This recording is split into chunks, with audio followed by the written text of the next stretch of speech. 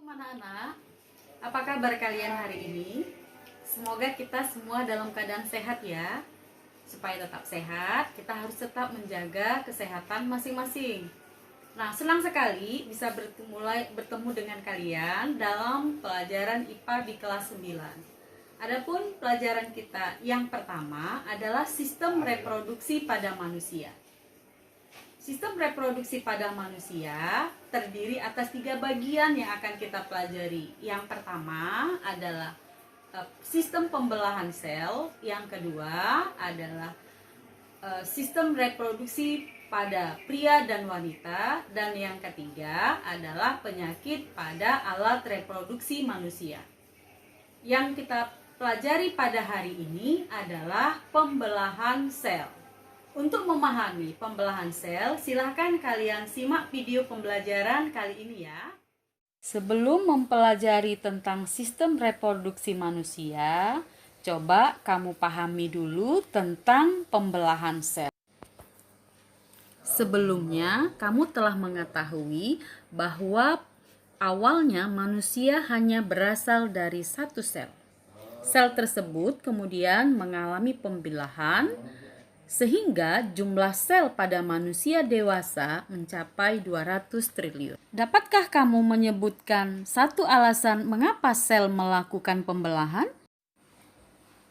Pembelahan sel itu sangat penting bagi kelangsungan hidup semua makhluk hidup. Setidaknya ada 3 alasan mengapa sel melakukan pembelahan. Pertama, untuk pertumbuhan, yang kedua untuk perbaikan, dan yang ketiga untuk reproduksi. Berikut ini adalah penjelasan tentang 3 alasan mengapa sel harus melakukan pembelahan. Alasan pertama sel mengalami pembelahan adalah untuk pertumbuhan. Masih ingatkah kamu bahwa salah satu ciri makhluk hidup adalah mengalami pertumbuhan? Makhluk hidup dapat tumbuh karena selnya mengalami pembelahan. Semakin banyak sel pada suatu makhluk hidup, maka semakin besarlah ukuran makhluk hidup itu. Alasan selanjutnya adalah untuk perbaikan. Pernahkah kamu mengalami luka pada bagian tubuhmu? Apakah setelah beberapa lama bagian tubuh yang luka tersebut dapat menutup seperti semula? Sebenarnya, pada bagian tubuhmu yang mengalami luka tersebut terjadi kerusakan jaringan. Nah, perbaikan jaringan yang rusak pada tubuhmu tersebut adalah hasil proses pembelahan sel. Alasan terakhir adalah untuk reproduksi. Reproduksi adalah ciri dari makhluk hidup. Pada proses reproduksi diperlukan sel kelamin untuk membentuk individu baru atau anak. Proses pembentukan kelamin dilakukan dengan cara pembelahan sel. Menurut teori sel, semua sel hidup berasal dari sel yang sudah ada sebelumnya. Omnis cellula est cellula. Teori ini dinyatakan oleh Rudolf Virchow pada tahun 1855. Pembelahan sel terdiri atas 2 jenis, yaitu pembelahan mitosis dan pembelahan meiosis. Pembelahan mitosis terjadi pada sel-sel tubuh atau somatik makhluk hidup, seperti sel kulit, sel darah, dan sel saraf. Pada pembelahan ini dihasilkan sel anak yang mempunyai jumlah kromosom yang sama dengan jumlah kromosom sel induk. Kromosom adalah materi genetik yang berperan dalam pewarisan sifat. Pembelahan mitosis merupakan tipe pembelahan sel yang menghasilkan 2 sel anakan yang mempunyai karakter identik secara genetik dengan sel induk.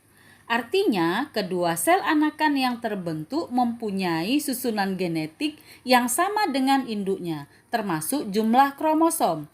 Jika sel induk memiliki kromosom 2N atau diploid, maka jumlah kromosom yang dimiliki sel anaknya juga 2N atau diploid. Jika sel induknya memiliki jumlah kromosom 23 pasang atau 46 buah, maka sel anakannya juga memiliki jumlah kromosom 23 pasang atau 46 buah. Sel diploid adalah sel-sel yang kromosomnya dalam keadaan berpasangan. Pembelahan mitosis merupakan proses yang berkesinambungan yang terdiri atas 4 fase pembelahan, yaitu profase, metafase, anafase, dan telofase. Fase profase. Pada fase ini, kromosom di dalam inti sedang mengalami penggandaan. Nukleus dan membran inti rusak dan menghilang. Sentriol membelah menjadi 2 bagian dan bergerak ke arah kutub-kutub yang berlawanan. Setiap sentriol menuju ke benang-benang spindle.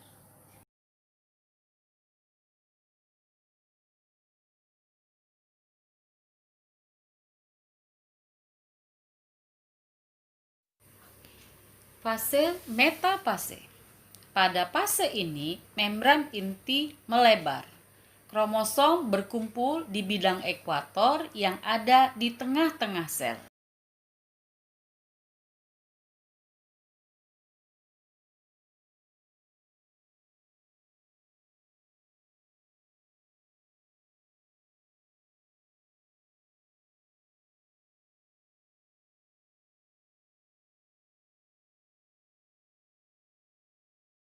Fase anafase.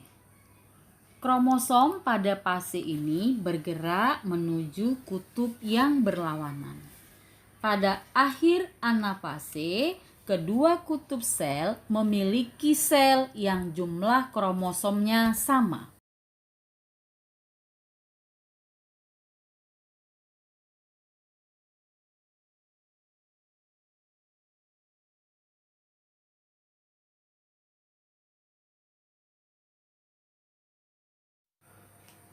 Fase telofase. Pada masa fase ini, membran inti mulai kembali bergabung membentuk 2 sel anakan yang sifatnya diploid.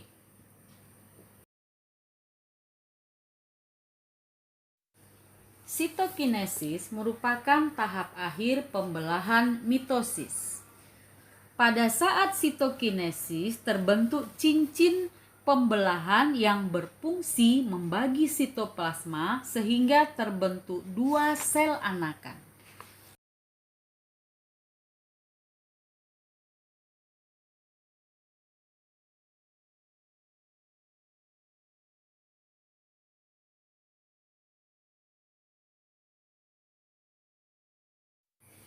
Pembelahan meiosis adalah pembelahan sel yang menghasilkan 4 sel anakan yang masing-masing sel anak hanya memiliki separuh dari jumlah kromosom sel induk. Dapat dikatakan bahwa jumlah kromosom yang dimiliki oleh sel anakan adalah N atau disebut dengan haploid. Fase-fase pembelahan meiosis pada dasarnya sama dengan fase pembelahan mitosis. Hanya saja pada pembelahan meiosis fase-fase tersebut berulang sehingga fase-fasenya terdiri dari profase 1, metafase 1, anafase 1, dan telofase 1. Hasil anakan dari telofase kembali membelah sehingga membentuk fase baru menjadi profase 2, metafase 2, anafase 2, dan telofase 2. Nah, pada tahap akhir terbentuk 4 sel anakan yang sifatnya haploid. Perlu diketahui bahwa pembelahan meiosis hanya terjadi pada sel-sel kelamin. Pembelahan ini berfungsi untuk menghasilkan sel-sel gamet, yaitu sel telur atau sel sperma. Demikianlah pembelajaran kita pada hari ini. Mudah-mudahan anak-anak sekalian sudah dapat menjawab mengapa sel harus melakukan pembelahan dan dapat membedakan antara pembelahan mitosis dengan pembelahan meiosis. Saya akhiri, billahi taufiq wal hidayah. Assalamualaikum warahmatullahi wabarakatuh.